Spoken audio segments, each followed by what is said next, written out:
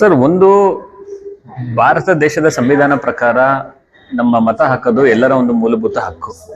ನಮ್ಗೆ ಸ್ವತಂತ್ರ ಸಿಕ್ಕಿದಾಗ್ಲೇ ನಮ್ಮ ದೇಶದಲ್ಲಿ, ನೀವು ಬೇರೆ ದೇಶಗಳು ಬಿಟ್ಬಿಡಿ, ನಮ್ಮ ದೇಶದಲ್ಲಿ ಎಲ್ರಿಗೂ ಯೂನಿವರ್ಸಲ್ ಅಡಲ್ಟ್ ಸಫ್ರೇಜ್ ಅಂತ ಹೇಳಿದ್ವಿ. ಅಂದ್ರೆ ಎಲ್ಲರಿಗೂ ಸಹ ವೋಟ್ ಹಾಕೋದಕ್ಕೆ ಒಂದು ಅಧಿಕಾರ ಇದೆ, ಒಂದು ಹಕ್ಕಿದೆ. ಅದು ಜಾತಿ ಧರ್ಮ ಅದರ ಮೇಲೆ ಡಿಪೆಂಡ್ ಆಗಿಲ್ಲ. ಬ್ರಿಟಿಷ್ ಅವರು ಇದ್ದಾಗ ನೀವು ಡಿಗ್ರಿ ಇರಬೇಕು ಅಥವಾ ನೀವು ಇಷ್ಟು ಓದಿರ್ಬೇಕು ಅಥವಾ ಇಷ್ಟು ದುಡ್ಡು ಅಥವಾ ಇಷ್ಟು ಜಮೀನು ಇದ್ರೆ ಮಾತ್ರ ನಿಮ್ಗೆ ವೋಟ್ ಹಾಕ್ಲಿಕ್ಕೆ ಬರುತ್ತೆ ಅಂತ ಹೇಳ್ತಾ ಇದ್ರು. ಇವತ್ತೇನಾಗ್ತಾ ಇದೆ, ಆ ಮತ ಹಾಕೋ ಹಕ್ಕಕ್ಕೆ ಒಂದು ಥ್ರೆಟ್ ಇದೆ. ಬಿಹಾರಲ್ಲಿ ಎಲೆಕ್ಷನ್ ಕಮಿಷನ್ ಅವರು ಈ ಸ್ಪೆಷಲ್ ಇಂಟೆನ್ಸಿವ್ ರಿವಿಷನ್ ಅಂತ ಮಾಡಿದ್ರು. ಆಕ್ಚುಲಿ ಆ ಸ್ಪೆಷಲ್ ಇಂಟೆನ್ಸಿವ್ ರಿವಿಷನ್ ಅಂತ ಮಾಡೋದಕ್ಕೆ ಕಾನೂನಲ್ಲಿ ಅವಕಾಶನೇ ಇಲ್ಲ. ಒಂದು ಇಂಟೆನ್ಸಿವ್ ರಿವಿಷನ್ ಆಫ್ ರೋಲ್ಸ್ ಇದೆ, ಸ್ಪೆಷಲ್ ರಿವಿಷನ್ ಆಫ್ ರೋಲ್ಸ್. ಈ ಸ್ಪೆಷಲ್ ಇಂಟೆನ್ಸಿವ್ ರಿವಿಷನ್ ಅವರೇ ಏನೋ ಶುರು ಮಾಡಿದ್ರು. ಮತ್ತೆ ನಾವು ಬಿಹಾರಲ್ಲಿ ನೋಡಿದೀವಿ, ಬಹಳಷ್ಟು ಮತಗಳು ಹೆಸರುಗಳು ಡಿಲೀಟ್ ಆಗಿದ್ದಾವೆ, ಲಕ್ಷಗಟ್ಟಲೆ ಹೆಸರುಗಳು ಡಿಲೀಟ್ ಆಗಿದ್ದಾವೆ.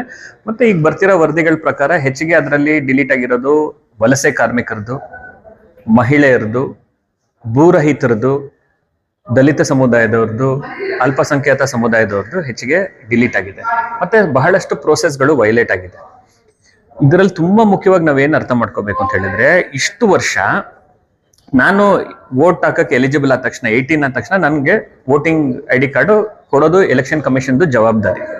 ಮತ್ತೆ ಅಕಸ್ಮಾತ್ ನಾನು ವೋಟ್ ಹಾಕಕ್ಕೆ ಇನ್ಎಲಿಜಿಬಲ್ ಅಂದ್ರೆ ಅದು ತಿಳ್ಕೊಳ್ಳೋದು ಅವ್ರ ಜವಾಬ್ದಾರಿ. ಈಗ ಏನ್ ಮಾಡಿದ್ದಾರೆ, ಈ SIR ಮೂಲಕ ಫುಲ್ ಉಲ್ಟಾ ಮಾಡಿದ್ದಾರೆ. ನಾನು ವೋಟ್ ಹಾಕಕ್ಕೆ ಎಲಿಜಿಬಲ್ ಇದ್ದೀನಿ ಅಂತ ನಾನೇ ಪ್ರೂವ್ ಮಾಡ್ಬೇಕು. ಎಲೆಕ್ಷನ್ ಕಮಿಷನ್ದು ಕರ್ತವ್ಯ ಹೋಗ್ಬಿಟ್ಟಿದೆ, ಅವ್ರು ಕೂತ್ಕೊಂಡು ಡಿಸೈಡ್ ಮಾಡ್ತಾರೆ. ಅಂದ್ರೆ ಮತ್ತೆ ನಾವೆಲ್ಲರೂ ಸಹ ನೋಡಿದೀವಿ ಈಗ ಎಲೆಕ್ಷನ್ ಕಮಿಷನ್ ಹೇಗೆ ಒಂದು ಒಕ್ಕೂಟ ಸರ್ಕಾರ, ಯೂನಿಯನ್ ಗವರ್ಮೆಂಟ್ ಒಂದು ಟೂಲ್ ಆಗಿದೆ ಅಂತ ಹೇಳಿ, ಅವ್ರ ಕೈಲಿ ಒಂದು ಪಾನ್ ಆಗಿದೆ. ಸೊ ಇದು ಯಾವ ತರ ಆಗಿದೆ ಅಂದ್ರೆ, ಸರ್ಕಾರ ಕೂತ್ಕೊಂಡು ಯಾರು ವೋಟರ್ಸ್ ಅಂತ ಡಿಸೈಡ್ ಮಾಡ್ತಾರೆ.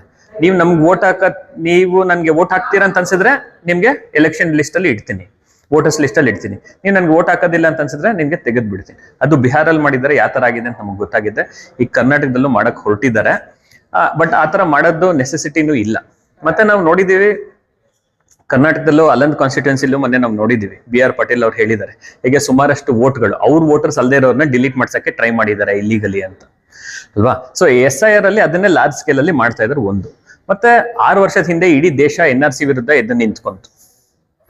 ಇದು ಈ SIR ಬಂದ್ಬಿಟ್ಟು NRCನೇ ಮಾಡ್ತಾ ಇದ್ರು, ಬೇರೆ ಹೆಸರಲ್ಲಿ NRC ಮಾಡ್ತಾ ಇದ್ದಾರೆ. NRC ಅಂತ ಹೇಳಿದಾಗ ಎಲ್ಲರೂ ಎದ್ದು ನಿಂತ್ಕೊಂಡ್ರು ಅಂತ ಹೇಳಿ ಇವತ್ತು SIR ಅಂತ ಹೇಳಿ ಮಾಡ್ತಾ ಇದ್ದಾರೆ. NRCನೇ ಇದು ಬೇರೆ ಹೆಸರಲ್ಲಿ ಮಾಡ್ತಾ ಇರೋದು.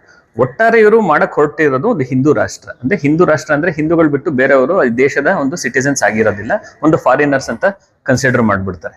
ಅಸ್ಸಾಮಲ್ಲಿ ಮಾಡಿದಾರೆ ಆಲ್ರೆಡಿ. ಸುಮಾರಷ್ಟು ಜನ ಬಹುತೇಕ ಮುಸ್ಲಿಮರು ಇಲ್ಲಿನವರೇ, ಇಲ್ಲೇ ಹುಟ್ಟು ಬೆಳೆದವ್ರನ್ನ ಡೌಟ್ಫುಲ್ ವೋಟರ್ಸ್ ಅಂತಲ್ಲಿ ಹಾಕಿ ತೆಗೆದಿದ್ದಾರೆ. ಅದನ್ನೇ ದೇಶಾದ್ಯಂತ ಮಾಡಕ್ ಹೊರಟಿದ್ದಾರೆ. ಹಾಗಾಗಿ ಇದು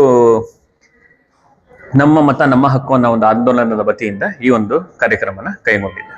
ಸೊ ಈ ಸಂದರ್ಭದಲ್ಲಿ ತಾವು ಹೇಗೆ ಹೋರಾಟವನ್ನು ಹಮ್ಮಿಕೊಳ್ಳುತ್ತೀರಾ?